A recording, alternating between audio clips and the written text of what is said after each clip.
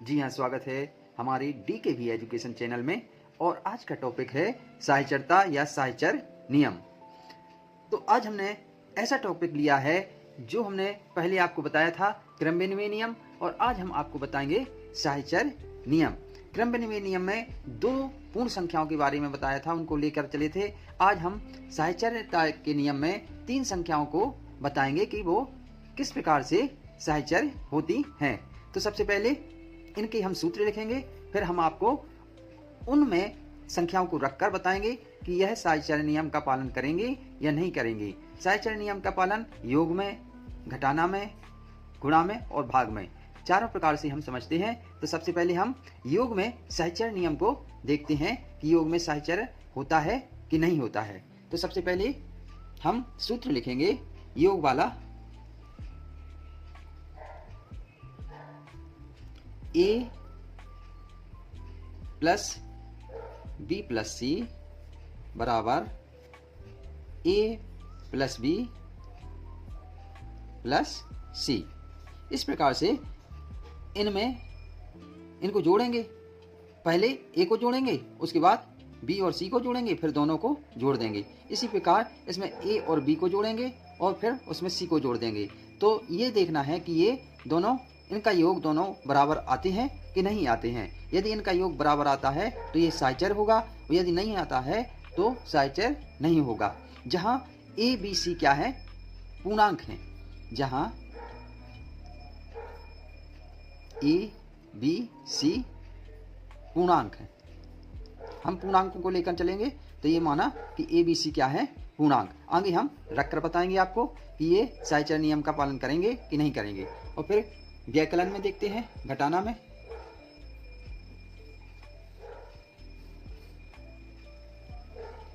A minus B minus C बराबर A minus B minus C। इसी प्रकार गुणा में देखते हैं। A गुणित B गुणित C बराबर A गुणित B गुणित C। अब भाग में, भाग का सूत्र होता है A भागे B भागे C बराबर A भागे B भागे C। तो हम A B C जो पूर्णांक हैं उनको हम लेंगे। माना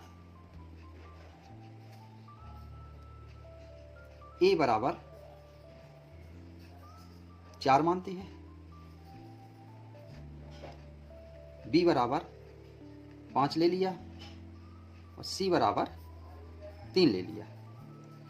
ठीक है, तो हम इन पूर्णांकों को लेकर चलेंगे और इसमें मान रखेंगे कि यह साहचर्य है कि नहीं है। यदि इनका मान बराबर दोनों तरफ का आता है तो यह साहचर्य नियम का पालन करेंगे, और यदि इनका मान बराबर नहीं आता तो यह साहचर्य नियम का पालन नहीं करेंगे। तो सबसे पहले योग के लिए देखते हैं। A plus B plus C बराबर A plus B plus C। इसमें मान रखेंगे। A बराबर 4, B का मान क्या है? 5 है, और C का मान क्या है? 3 है। बराबर A का मान 4 प्लस B का मान 5 और C का मान कितना है? 3 है। अब हम इसको जोड़ेंगे। 4 जो कहते हैं पहले हम ब्रैकेट का हल करेंगे। 5 3 8 बराबर 4 5 9 प्लस 3 जोड़ देंगे, ये 12 आ जाएंगे और ये 12 आ जाएंगे। तो ये क्या है? दोनों बराबर हैं, इसलिए क्या होगा? योग साहचर्य होगा। योग साहचर्य होगा। अब हम व्यकलन या घटाने में देखते हैं। व्यकलन में देखते हैं।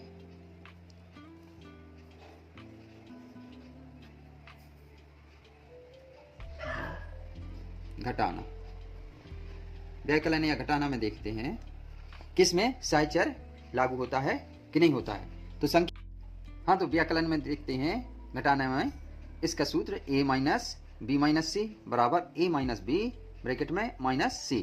तो इसका क्रम बदल दिया। अब देखते हैं इसमें संख्याओं को रखकर a बराबर 4 माइनस बी बराबर 5 माइनस सी बराबर 3 बराबर a बराबर 4 b बराबर 5 माइनस 3।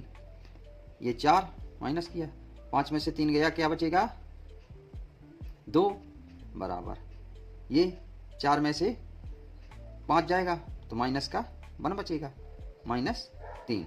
ये 4 माइनस 2 बराबर माइनस 1 और माइनस 3। ये हो जाएगा 4 में से 2 गया 2 बराबर ये ऋण का 4। तो ये क्या है, बराबर है कि नहीं है? ये बराबर नहीं है, ये बराबर नहीं है। तो घटाना में साहचर्य नहीं होगा।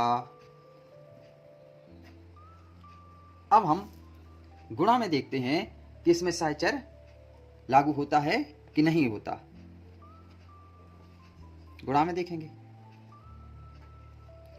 a गुणित b गुणित c बराबर a गुणित b कोष्टक में गुणित c।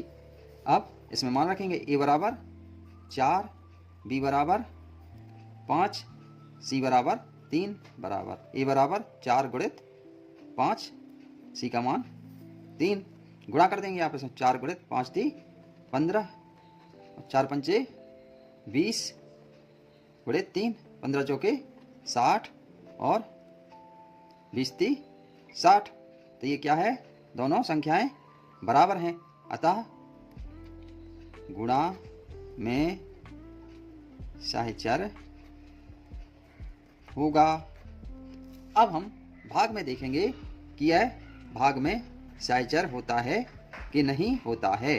तो a भागे b भागे c बराबर a भागे b भागे c। एक कोष्टक में रख दिया, इनको क्रम बदल दिया इनके कोष्टक का।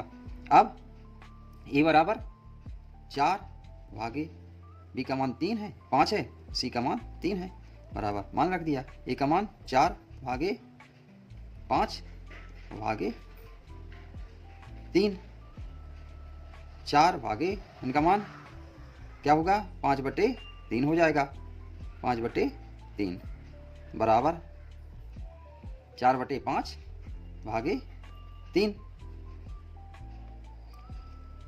4 भागे।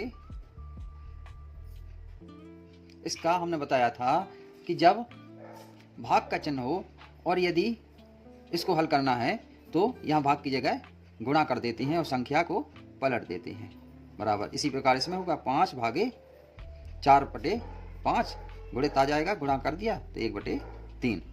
कटता है तो काट देंगे वरना हल कर देंगे। 4 × 12 12/5 बराबर 4 एकम 4 5 × 15। तो क्या है, ये बराबर है, ये बराबर नहीं है, इसलिए भाग में साहचर्य नहीं है। भाग क्या है, साहचर्य नहीं है। भाग में संख्याएं क्या है, साहचर्य नहीं होती हैं। तो आई होप कि आपको समझ में आ गया होगा कि साहचर्य नियम क्या है और हम साहचर्यता को किस प्रकार से संख्याओं में सिद्ध कर सकते हैं। अब यही कहेंगे कि यदि आपको हमारा पढ़ाना अच्छा लगता हो तो आप हमारे चैनल को सब्सक्राइब करें, लाइक करें और अपने दोस्तों को शेयर करें। अगले टॉपिक में फिर हम आपसे मिलेंगे, तब तक के लिए जय हिंद,